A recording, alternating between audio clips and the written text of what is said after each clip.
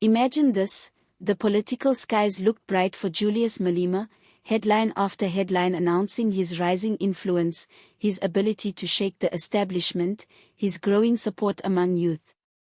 But then, in a dramatic twist, things took a turn. What seemed like momentum suddenly became controversy. Today, we explore how good news for Malema turned bad when Gayton McKenzie publicly declared a scathing verdict about the infamous "Kill the Boer" chants. You won't believe how this evolved, and why everyone is talking. Before we dive in, if you love staying ahead with bold, hard-hitting political stories, hit subscribe and tap the bell so you never miss our latest updates. What was the good news that turned sour? Malema, leader of the EFF, had been riding a wave. He openly defended his right to sing the struggle song, Double Ibhunu, translated often as "Kill the Boer," as part of his political identity, and had recently won in court battles defending that right. The court ruled that the chant, when viewed in its historical and political context, did not amount to hate speech. Supporters saw this as validation that Malema's defiance had succeeded. But sometimes the greatest gains carry hidden risks. Enter Gayton McKenzie. A controversial figure in his own right and leader of the Patriotic Alliance, McKenzie used no soft language when he weighed in. He called singers of "Kill the Boer" chants idiots. He didn't just criticize, he demanded that the chant be banned, arguing there's no place for it in today's South Africa. According to him, even if the song had symbolic weight during the struggle against apartheid, in our modern context it's dangerous, and it can easily be misread by reckless or stupid minds. McKenzie's declaration didn't stay in obscurity. His words were covered across media platforms, amplifying the backlash. What once seemed like a legal and symbolic victory for Malema was now opening the door to renewed scrutiny and accusations that he was courting racial tension. McKenzie's harsh critique reframed the debate, not just whether the chant is permissible, but whether it is responsible. Why does this matter? Because Double Ibhunu isn't just any chant, it's loaded with history, emotion, and controversy. It emerged during the struggle against apartheid, used by liberation movements to rally against the white minority regime.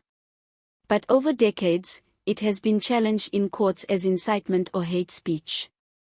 In 2011, for example, a hate speech complaint against Malema for singing it was upheld, but in later rulings, courts shifted to interpret the chant in its struggle context rather than as literal threat.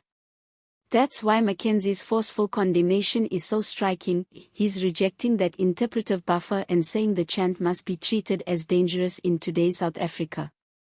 His words forced a spotlight on whether symbolic freedom should override social responsibility. Around the same time, civil society groups like AfriForum escalated their campaigns, demanding that a "Kill the Boer" be internationally condemned. The battle is no longer just legal, it's moral, symbolic, political. Malema and his supporters did not retreat. He insisted that the chant remains part of his political repertoire and that the courts have weighed in his favor. But now he faces a tougher battle, not just defending court rulings, but persuading public opinion, confronting criticism from unexpected quarters, like McKenzie, and responding to pressure at home and abroad.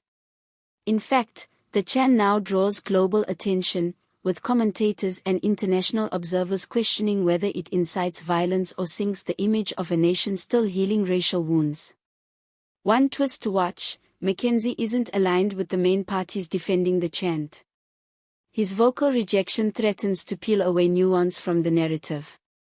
If a politician from the same side of the spectrum calls it idiotic, that gives ammunition to critics who argue the chant is tone-deaf or even dangerous. So where does this leave Malema? At a crossroads. The earlier victory is now under attack, not from his usual opponents, but from someone who compels him to defend not only legality but legitimacy in the eyes of the public. The question becomes not just whether the chant is permitted, but whether it is wise. Will Malema push back harder and double down? Will he adjust his rhetoric to diffuse tensions? Will McKenzie's bold language influence other voices to challenge the chant from within, in effect pulling the ground out from beneath Malema's foundation?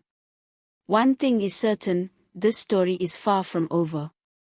The dynamic that seemed set is now shaken. The contest has moved from courtrooms to public squares, from legalism to moral weight, and the stakes are higher than ever. If you're following the pulse of South African politics, this is a turning point you don't want to miss.